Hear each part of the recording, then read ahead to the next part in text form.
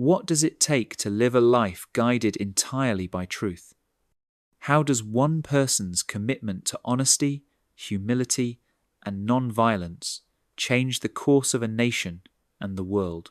The story of my experiments with truth is Mahatma Gandhi's extraordinary autobiography, an honest, spiritual, and deeply human account of his journey towards self-realization and moral courage.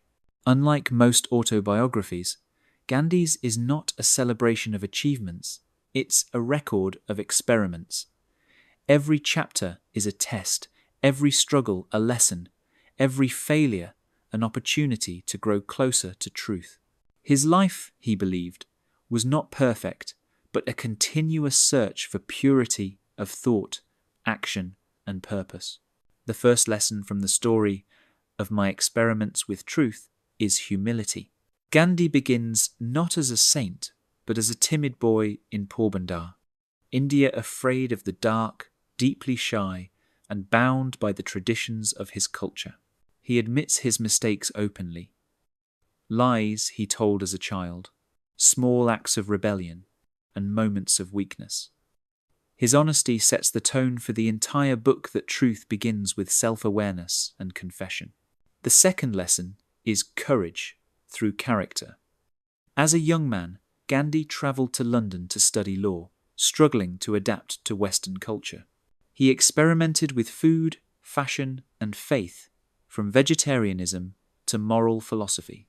But what stood out most was his effort to live with integrity in every detail. Even small decisions, what to eat, how to dress, how to speak, became moral experiments. Gandhi's message is timeless.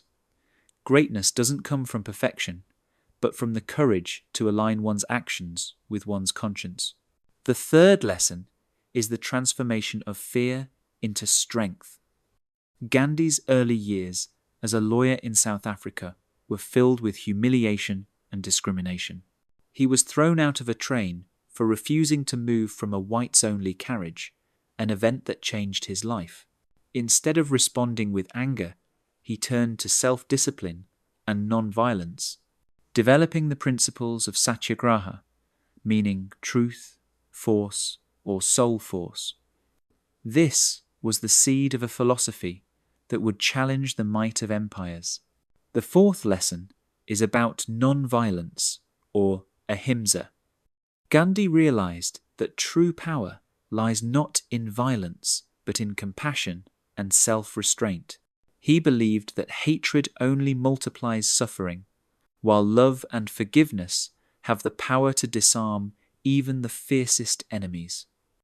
Through non-violence, he taught that moral strength is stronger than physical force.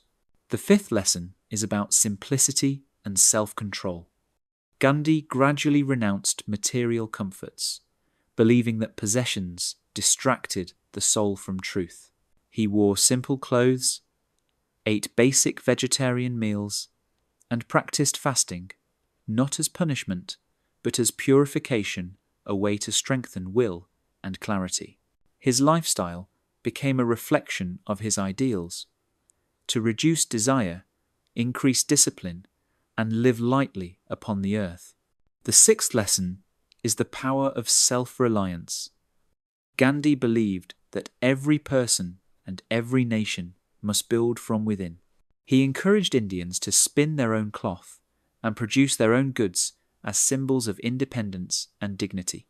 This was not just economic strategy, but moral rebellion, a declaration that freedom begins with self-sufficiency. The seventh lesson is that truth is not a fixed doctrine, it is a journey. Gandhi constantly questioned his own beliefs, revising them through experience. Whether it was diet, religion, or politics, he treated life as a laboratory of the soul. He admitted mistakes freely and corrected them publicly. His honesty about failure made him relatable and credible, proving that growth comes through reflection, not denial. The eighth lesson is the unity of faith. Gandhi drew wisdom from all religions: Hinduism, Christianity, Islam, Jainism, and Buddhism. He saw truth as universal belonging to no single faith.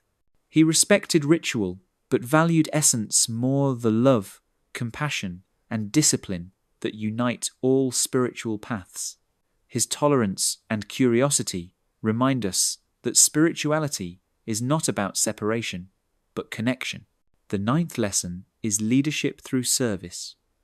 Gandhi never sought power or titles. He led by example.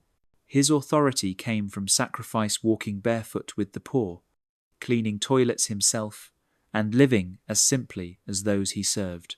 He believed that true leadership is not domination, but dedication, not commanding others, but mastering oneself. The 10th lesson is moral courage. Gandhi's political struggle against British rule was rooted not in hatred, but in conscience. He taught that civil disobedience, the refusal to cooperate with injustice, is a sacred duty. His marches, fasts, and imprisonments became powerful tools of change, proving that moral integrity can shake the foundations of oppression. So how do we apply the story of my experiments with truth today? First, live truthfully in small things and big ones. Second, practice nonviolence in speech, thought, and action. Third, cultivate discipline.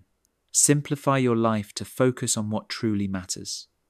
Fourth, question yourself constantly. Growth begins with honest reflection. Fifth, serve others' leadership means humility, not authority. Sixth, seek unity, find common ground instead of division. Seventh, replace anger with empathy. Eighth, act with consistency. Let your values guide your daily behavior. Ninth, accept imperfection. The journey matters more than the destination. And 10th, make your life your message. Embody the change you wish to see. Modern relevance couldn't be clearer. In an age of noise, speed, and division, Gandhi's lessons call us back to stillness, truth, and compassion. His experiments weren't confined to politics. They were experiments in human nature, tests of patience, forgiveness, and moral strength. His message transcends time and culture, that real change begins within the individual heart. Gandhi also shows that spirituality and action are not opposites, they are partners. His truth wasn't passive, it was active, courageous, and demanding. He didn't just preach peace, he lived it through resistance, discipline, and sacrifice.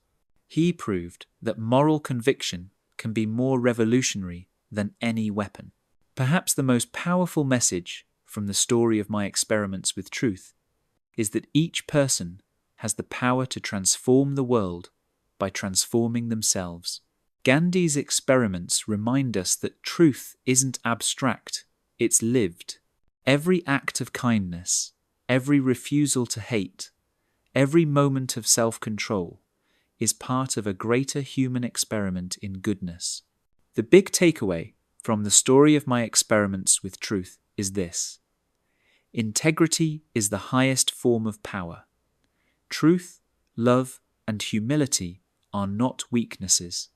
They are the foundation of strength. To change the world, begin with yourself. That was The Story of My Experiments with Truth by Mahatma Gandhi, broken down into its most powerful lessons in under 10 minutes. Which lesson resonates most with you? The power of nonviolence, the discipline of simplicity, or the courage to live truthfully? Share your thoughts in the comments below. And if you enjoyed this summary, make sure to like this video, subscribe to 10-Minute Books, and ring the bell so you never miss our weekly breakdowns of life-changing books. Thanks for watching. And remember, your life, like Gandhi's, can be an experiment in truth.